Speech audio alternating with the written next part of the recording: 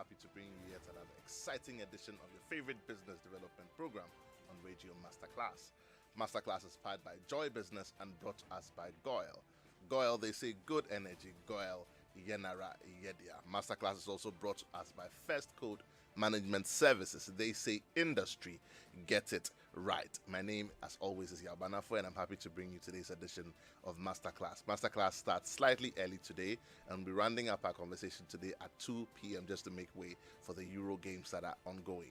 Welcome to today's show. In the last couple of weeks, we have been spending time talking about facilities management and all that it encompasses. When we started this conversation 2 weeks ago, we talked about an introductory aspect of facilities management, what it was and what it wasn't. Last week, we also spent some time also talking about operations management and all the various things that take place when you talk about facilities management. We spent time interacting with some people in the industry who also shared their thoughts on what they thought facilities management was. We continue with that conversation today. We're happy again to have back in the studio with us the president of IFMA, in the person of Mr. Kweku Samson Opare Ajiman. He's back in the conversations with us today. And he didn't come alone. Today we're focusing the conversation on another aspect of facilities management, which is in the area of health and safety. And so he's come here with another resource person, also well endowed and renowned in his field of endeavor, who's going to be talking to us about health and safety, particularly the area of health and safety in facilities management, in the person of Mr. Yusuf Salford, who is also the president of the Contract Cleaners Association of Ghana. So there's so much information that's going to be shared here today. If you've tuned in, you know someone who could use the information we're going to share here. By all means, give them a call, send them a text message. If you're driving, please don't write while you drive. Just focus on what you're doing. But otherwise, keep your dialogue right here so that you can be a part of this conversation and share your thoughts. At some point in the show, like we always do, we get interactive so that you can also be a part of the conversation and share your thoughts. Gentlemen, you are welcome to the show. Thank you very much. I'm super excited, and I know that we're going to have a very hearty conversation. But I've got some great news for people who are trying to set up their companies, who are trying to start a business of any sort. And First Code Management Services has the solution for them. And so, in these times of increasing uncertainty, firms are compelled to seek tailor-made solutions to reduce their risk and grow their businesses.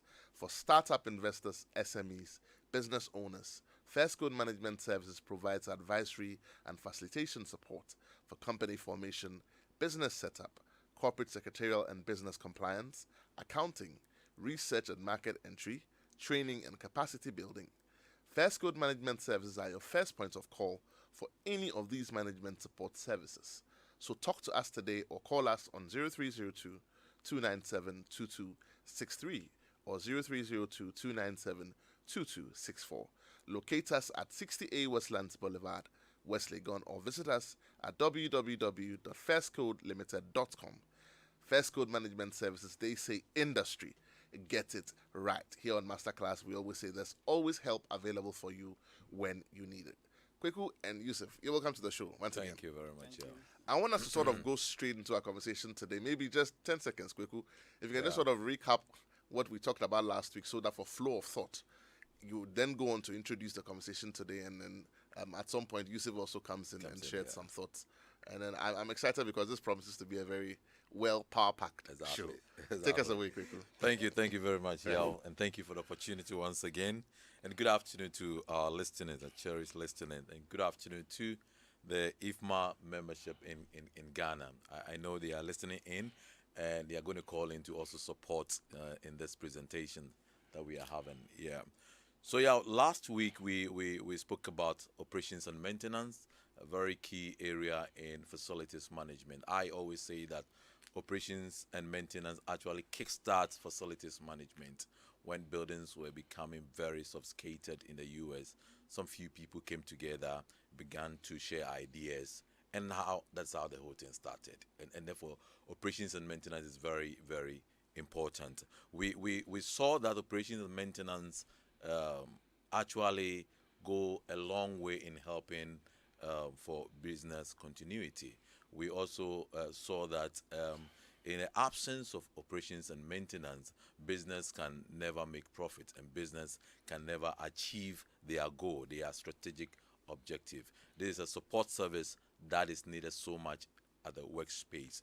We know that at the workspace, people are working and their health, their safety, and their productivity is very, very important. That's why today's topic is centered on health and safety. And in facilities management, it's people centered. If you talk about facilities management, if you look at the core competencies of facilities management, you realize that we ensure the functionality of the built environment by integrating. The first thing we always mention is people, and therefore we're going to talk about people's health, their safety, and how they work productively at the workspace today, and therefore health and safety in built environment, the facilities manager perspective, because health and safety can be very broad, like you mentioned the last time, Yao. But we are going to take it in the area of facilities management and see how facilities managers ensure the health and safety of workers as at the workspace. Yeah. Right, Kweku, just before you continue, just remind our listeners and our viewers that we're streaming live on Facebook, and the slides that Kweku is also going to share and all the information will be also projected streaming live on our Facebook page. For those of us who like to take notes, you can also follow that conversation. Let's just get ready to be educated. Kweku, please continue. Thank you very much. So we said every facility must meet three basic requirements, and these requirements are functionality, dignity, and safety. If your space is not functional, it leads to health issues.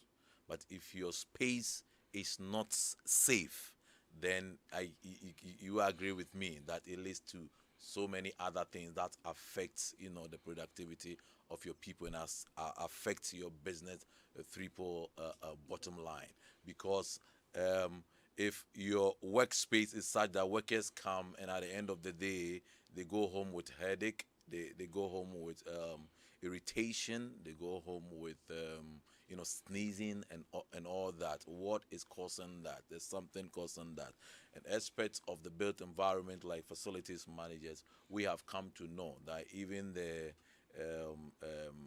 internal air condition or the climate of the interior of your built environment is very key. And sometimes workers come in and pick this small illness away because the space is not maintained well, or the space is not considered as a space that need to be VOC free and stuff like that. And therefore today we will discuss more about health and safety, and I'll allow Yusuf to kickstart the conversation, and I'll come in along the line. Yeah. All right. Thank you, Mr. President, and thank you, Yao. And a very good afternoon to your listeners and viewers. I want to start with a statement. Every business in the 21st century that is looking forward to be around for the next decade or afterwards must be sensitive to issues of health and safety. You cannot sit on the fence on this, because as Samson mentioned, you're dealing with people, the most important resource of any business. So ignore that, and your growth and your success, you're losing out.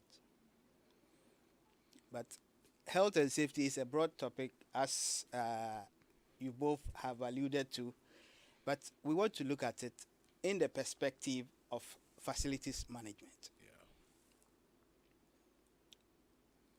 It is broad, it is complex, and constantly evolving. So you need to stay abreast with the development within health and safety. Now, I believe that the importance of this discussion is for us to give out a good understanding of the need for health and safety for business growth and success in these times. You would agree with me that a lot of businesses that did not pay attention to sustainability and emergency response during the COVID time, they evaporated. They went down and they are struggling to come back. All because they ignored this important area of facilities management. So we are going to look at health and safety. Generally, it means the absence of harm or danger. But in facilities management, we are looking at it from occupational health point of view. So occupational health looks at preventive measures. Your business operation has some processes that it goes through. Now, how does that affect your staff, customers visiting your premises, and the community in which you operate?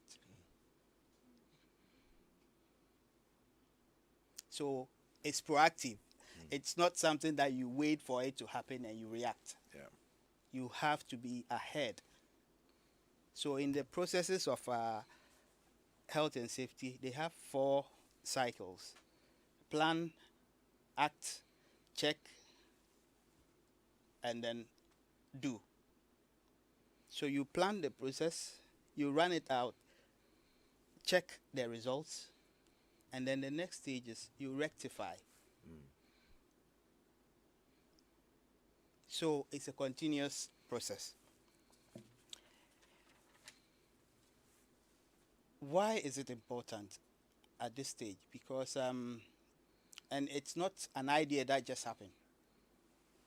It has evolved over a long period of since the inception of industrialization. Health and safety became an issue. But it got a major breakthrough in the early 70s when the US and the UK enacted safety acts to govern the workplace. Now, international organizations such as ILO have taken it on board and requires member countries to have policies and acts to protect their workers. So it's also a legal issue.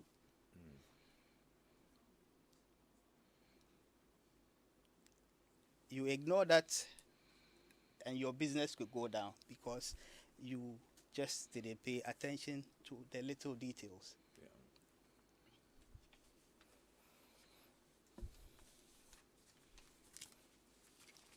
So now, COVID came. The last time I checked, 3.8 billion people died. It's huge. It's huge. Yeah. But if you hear the number of people that die at their workplace through workplace accident and related illnesses, it will shock you that we have another pandemic in our hands. 2.3 million people every year, not to mention those who are in critical condition. So it is a vital area to pay attention to. And so the facilities manager, being the ambassador of well-being and health at the workplace, have this at the center of our profession. If you just, as Mr. President mentioned, if you look at IFMA's definition of facilities manager and ISO's definition, it all mentions people and safety. Exactly. And those are the 2 key things that the FM should pay attention to. If you're winning at these 2, then you have won the game. So FMs have a direct interest in health and safety. Right. I mean, I think that there's some very critical points that you just sort of mentioned right now. And I think that the key thing for me that he talked about is people and safety. Exactly. You know, because we've shared a lot of information on the workspace on what the fact that it's even a science and not something that's a knee-jerk reaction. When you started, Yusuf, you were talking about the fact that, you know, it's something that has to be planned. Yeah. It doesn't just happen. No. It doesn't have to be knee-jerk. last week we spent some time talking about the fact that for facilities management to be efficient, even to the employer, the facilities manager must prepare and plan and make sure that he executes to bring efficiency. And I think there was a caller who said that if you're doing this properly, then you can go to the boardroom and make a case for expenditure. Exactly. So I think I just wanted to push home that point that today we're dwelling on health and safety. We've talked about the efficiency of it, the fact that it's a science, the fact that it's critical to business, the fact that it's been sort of looked down upon up until now, and you are talking about the ILO having adopted it and all of that. Obviously, we've made the point that it's critical. Today we're talking about health and safety, and you talk about two key things: people and safety. Those two things resonate so strongly with me, and I know that in a few more minutes you will sort of bring more perspective to that conversation. People and safety. Keep talking to us. Yeah. So I also mentioned the legalities of it and the moralities of it, and how it affects the triple bottom line of a business. So if you're paying attention to health and safety, you are complying with industry or local legislations regarding health and safety. And if you are not paying that attention, you could find yourself in serious trouble. And as a business, considering corporate social responsibility, every business, the environment that you operate in, you have a duty of care. You have a duty of care to ensure that your operation doesn't negatively impact so much on your community in terms of environment and what have you. So with all this happening, then there's the financial aspect. If you're facing lawsuits, because there's so much incidents and accidents within your premises, it's going to be financially unsustainable. So those are the three key areas that health and safety could be used to improve your operations. The benefits of health and safety I have listed as: you reduce workplace incidents and accidents. So if you have a health and safety system in place, you reduce workplace incidents and accidents. You reduce what we call presenteeism and absenteeism. Sometimes you turn up for work, but you're not fully functional. You're not being productive. Yes, because you're dealing with the flu, a headache somewhere, and you just show up for work, stay all day, but do very minimal. Very little. It is a major cost to organizations. That is also ignored. And as I mentioned, your legal obligations, and it enhances your reputation in the community. As I mentioned, social responsibility. You also improve your staff morale. If your staff are aware of the steps that you are taking for their interests to make the workplace comfortable for them, to look at the ergonomics of where they sit and then indoor air quality and all that. If your employees are aware that you are investing in these areas, they are happy to work and put in 110% for your business. Mr. President, you can carry on with. Yes, great stuff, Yusuf. Great stuff, Yusuf. And what I'm picking from what Yusuf is saying is that, and health and safety is so key and so important at the workspace, such that if you are an employer and you don't pay attention to health and safety, then you at the end of the day, you're going to lose in a lot. You're going to lose in on employers' absenteeism. You're going to lose in a lot in illness. You're going to lose in a lot in your profitability. And therefore it's very key that the facilities manager is drawn into the strategic planning of any business operation in health and safety.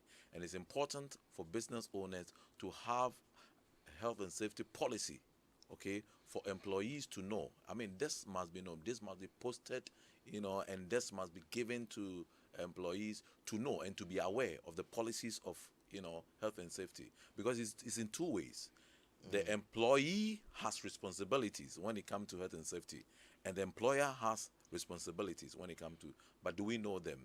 This all must be function or must be spelled out in our policies, and must be taught or yes, training, you know, of the whole staff, The staff. for every staff to come to know the importance of health and safety and activities of health and safety. Right. Now, as you talk, I just want to sort of chip this in and then ask a question on the back of it, and then we get interactive, because I want to sort of open the phone lines a bit early today. One thing that sort of comes to me is, between you and Salford as you speak, is the fact that, number one, we're talking about the benefits. Exactly. And so if you do this properly and you focus on good practice, best practice for health and safety, it brings it helps to create a healthy workforce. Yeah. And I'll go into that shortly, because we're talking about the ergonomics of the workspace, lighting, Sure. ventilation, Furniture, seating, everything. furniture, and all of that. That indirectly or directly contributes to the wellness of the staff, and directly affects the output or otherwise. It also helps to create productive teams, because once the people are in the space, and yes, they're going to be working well because they are in a good state of mind to work, because the space in which they are helps them and propels them to work, because it's done properly. They are not getting hurt, they're not slipping and falling, they're not getting drowsy, they're not being poisoned slowly by some contamination in the air conditioning. And obviously when HVACs, as you mentioned it, I mean, very important. HVACs, Yeah. I mean, bring about all these things, but we don't know. I mean, maintaining of your ACs, maintaining of your heat system, ventilation, very key in our workspace. To make sure that workers are working productively. I'll be going into that detail shortly, but between you, Yusuf, help me, understand this clearly. Health and safety is not only the responsibility of the FM; it's a shared responsibility. It's a shared responsibility. So the occupants of the building have a role to play. The FM manager, who represents management, also has a role to play. Exactly. Just share some thoughts briefly on that, the dichotomy of the two, and how they can come together in partnership to create the desired environment to work in vis-a-vis health and safety. What's the responsibility of the FM, the facility manager, and what's the responsibility of the user or the employee, if you like? So a typical example is the indoor climate thing that I mentioned when you are considering HVAC system and maintenance of them. There's this about buildings, and buildings can get sick. Okay. Building can get sick if you read about sick building syndromes. Okay, this is all we are talking about. Workers come to the workspace and they are sick. They are unable to, they feel drowsy. They are sneezing and all that. All these things are results of things that are not done well in the work environment. And you see, the objective of operation and maintenance actually leads to health and safety. That's what we don't know. But it leads to health and safety, because if you don't clean your filters, the filters of your air conditions, I mean, you don't do preventive, maintenance of them, clean them from time to time. I mean, the air that is even going to produce at your airspace is polluted. Okay? It's polluted. So the FM, responsibility is to make sure that these things are done properly. And the employer must be ready, okay, to pay for those things, because if he knows that at the end of the day it's going to affect his bottom line, it's going to affect his operations, and not just throwing money into the dustbin, then he must be ready that when a FM sends the bill, to maintain its HVACs, he's going to make money ready for it to be done. If he understands that it affects his business benefit, his business operation, and his business continuity, and at the end of the day, the biggest budget that is have in running is business, which is employees. He will make sure that money spent on them are given. Let me just chip this in. As you spoke, you're talking about the legalities. Very, very simply. I mean, the labor law, which we all ascribe to, because obviously when you work for someone, the labor law applies to you. Has rights of an employee and duties of an employee, rights of an employer and duties of an employer. There are things that the employer has to do, and there are things that the employee has to do. I'll just chip this in quickly. Whereas the FM, who represents management, has a responsibility to make sure that your working environment is right. As a user, with respect to other users or out of respect to other users, there are things you must also do. Exactly. So let's just be each other's keeper. You see something malfunctioning and equipment malfunctioning, you report it immediately. If there's a damage you caused or caused by someone, you report it immediately. Exactly. If there's a spillage in any way, shape, or form that can cause damage to someone else, report it immediately. So we also have a responsibility as users. I want us to get interactive because I know there are so many questions.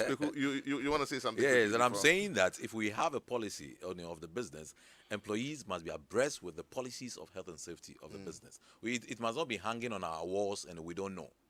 So then communication also is key and relevant in effective health and safety management under facilities management. Exactly.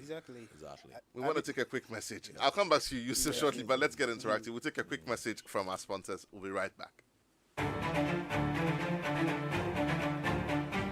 Your favorite on-air business development program, Joy Business Masterclass, is in session, and you can interact with us on Facebook via the Joy 99.7 FM or Joy Business pages. If you tweet, the handle is at Joy 997 FM or at Joy Business GH. Don't forget to hashtag JB Masterclass. You can also call us on 0302 216541 or send your questions and contributions through to the WhatsApp number 0551 111997, and our facilitators will address your concerns.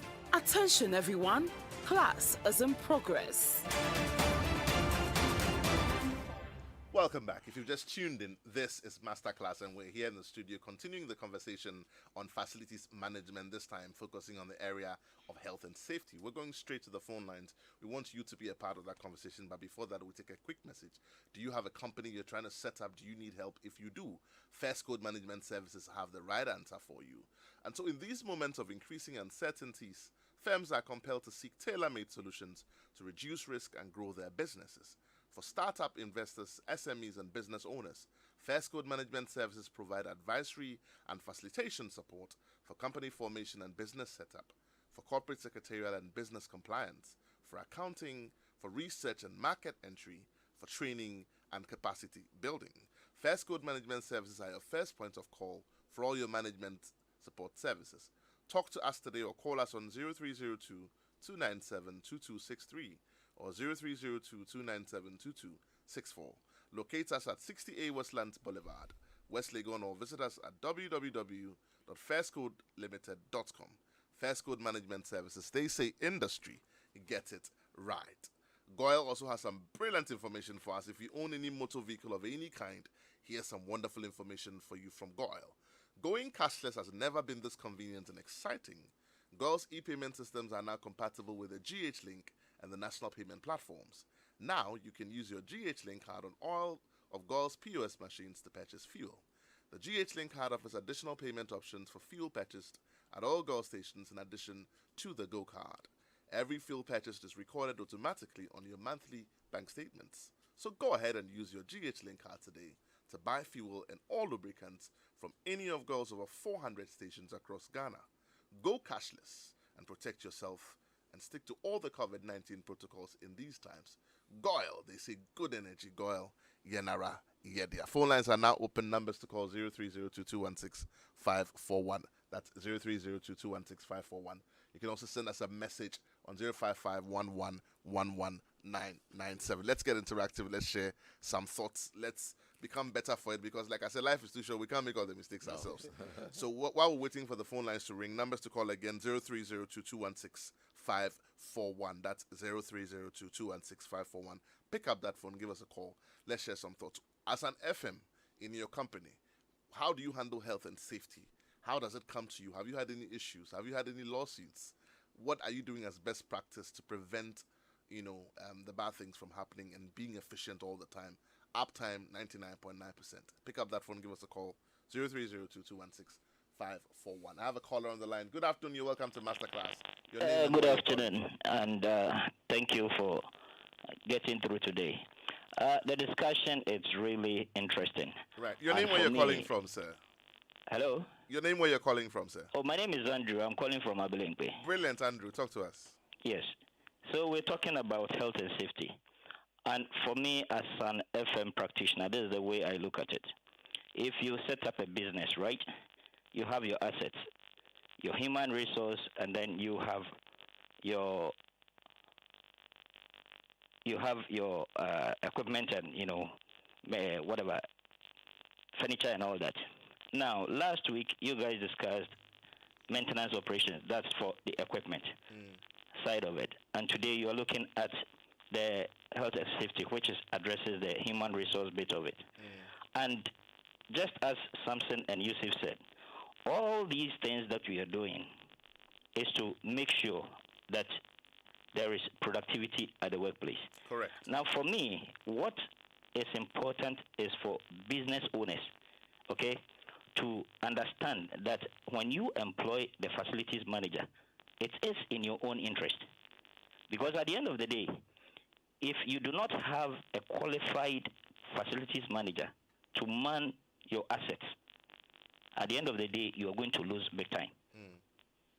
So for me, that's the point I want to make. Thank you. Thank you so much, Andrew. Andrew driving home the point there about the need for businesses to look at facility managers. Exactly. I was reading up a bit before, coming on the show, and just by way of summary, some of the risks or things that can go wrong if health and safety is not taken seriously are risks of fire outbreak, risks of electrocution, risks of flooding for water, risks of downtime, and data loss, because if your power systems are not up, and risk of loss of business.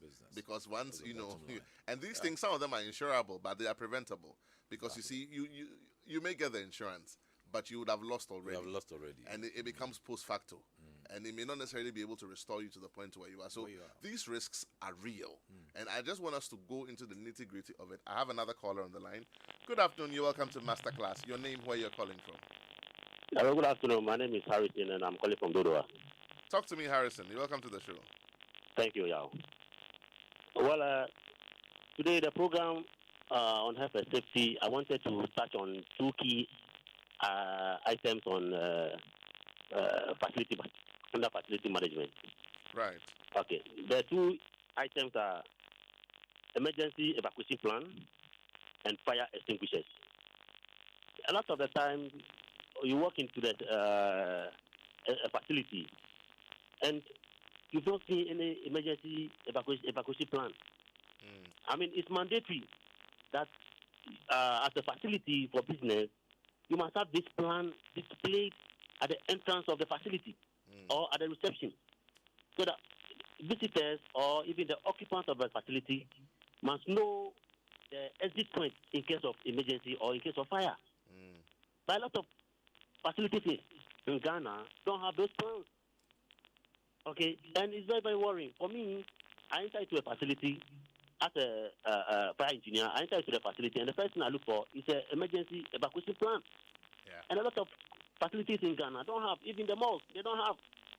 And we are just looking down, and then we are just waiting for another disaster to happen, and people will be trapped. Even a lot of the facilities don't have emergency exit doors. And even so that when there's emergency, they can run through. You understand? And I get worried. And let me go into the second item. The second item is fire extinguishers. A lot of the facilities have the fire extinguishers, but the employees or the occupants are not trained how to handle these extinguishers when there's emergency or when there's fire. Okay, some of the extinguishers are even expired. They don't know that there's an expiry date on the extinguishers that are due to be changed. They just hang there for some years. You understand? And so what my colleagues there are doing, or the professionals there are doing in the studio, the research persons are saying, they are very, very true.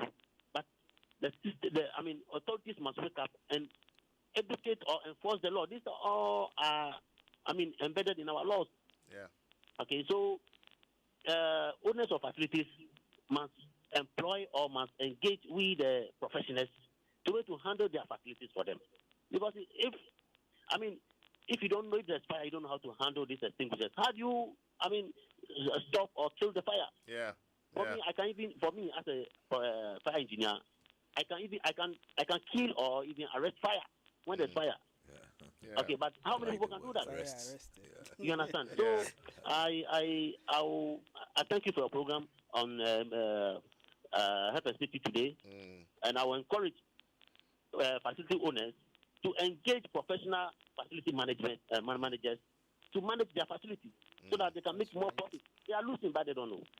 Thank you so much, Harrison. Very passionate Hello, Yaw. thoughts there. I have another Hello? caller on the line. Good afternoon. You're welcome to Masterclass. Your name and where you're calling from, sir. Good afternoon.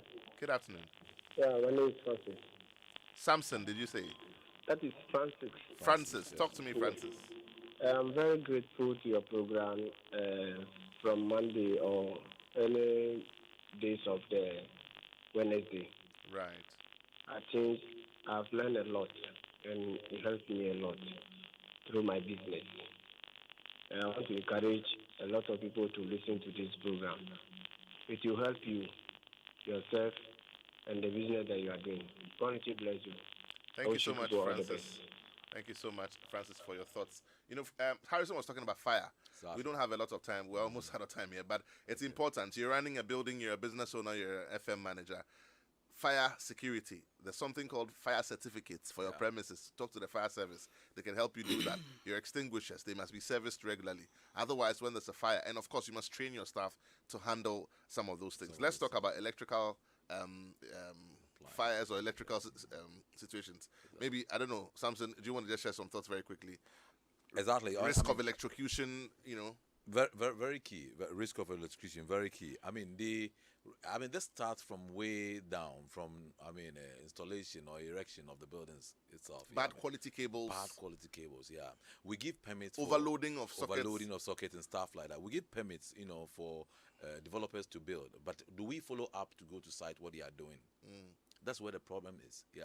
So when they are using the bad cables, when they are using the bad appliances and stuff like that, we don't say it. So by the time you realize there's fire and then fire, And even on the extinguishers, when you speak to, please, FM manager, talk to your, and arrange training for your staff. There are different extinguishers for different fires. You don't use certain extinguishers. I'm sure we'll have a bit of time next week. We can go into, maybe we can bring a fire expert here to come and talk to us about that. Let's talk about the HVAC. You were talking about the HVAC. Exactly. And how it can transmit, flu and certain, poisonous gases and all of that. Exactly. Just very briefly, share some thoughts on that. We have something we call VOCs, volatile organic compounds. Yeah. And the equipment or the thing that affects or emits this VOCs more comes from the ventilation systems. Yeah, the air conditions, the split air conditions especially. We fix the air conditions and we don't do any cleaning of the filters and what have you. It causes a lot of VOCs in the work environment, and it causes so service your air conditioning regularly. Must service your air conditions regularly. Lighting, illumination is very key. Very bad key. lighting in the workspace can affect. It can affect you, even gives you headache. Yeah, because you are straining the eye so much because the illumination at the workspace in the office it's not right. Okay, the facilities manager will be able to help you to select the right lightening and even management of even the right lightening. But the other challenge we have, like we are saying, that so many of the lights are coming into the market today, and the illumination that you read on them are not even right. You see it. And therefore, furniture, seating, spacing, space ergonomics. It's important to have the right kind of spacing, because it affects, if you cram people too much in one space, it affects the air quality. COVID has, taught us a lot about, space. Social management. distancing. Social distance is very key now at our workspaces. It has even affected, design of workspace. And Sal, for 10 seconds, you are the president of CCAG. Cleaning, we have a lot of cleaning companies that work in our spaces. The kind of chemicals they use, what's the danger there in emitting poisonous gases? For people go home with headaches and all of that, and we don't know where it's coming from. Can this be a source of threat or danger? Definitely a source. And when you just sort of speak up for me into the microphone. When you mentioned indoor air quality, the first thing that came to my mind was cleaning. Yeah, okay. Because the way and the processes that dust is cleaned off a space affects the indoor air quality and the chemical that is used and the application of it. So, for instance, take ordinary furniture polish. You see a janitor just spray it into the air and wipe. That blows into the air, contaminates the air surface. Yeah. That is a wrong process. So it is important that you have a professional cleaning company that understands all these details that Cleaning go into the processes, yeah. cleaning. Unfortunately, during COVID-19, there was so much disinfection going on, Yeah. and a lot of it was done in the wrong way. The whole process was They were not done certified, and they were just Yes. at done CCAG. wrongly, Your celebration is coming up in October. Yes. You will share some information with us, Yes, probably definitely. through Samson on the next show. Yes. I'm afraid we've run out of time. This is all time will allow us. Next week we continue with the same conversations. Samson will be looking at emergency preparedness Exactly. and business continuity. Yeah. Business continuity. That's very, very, very key.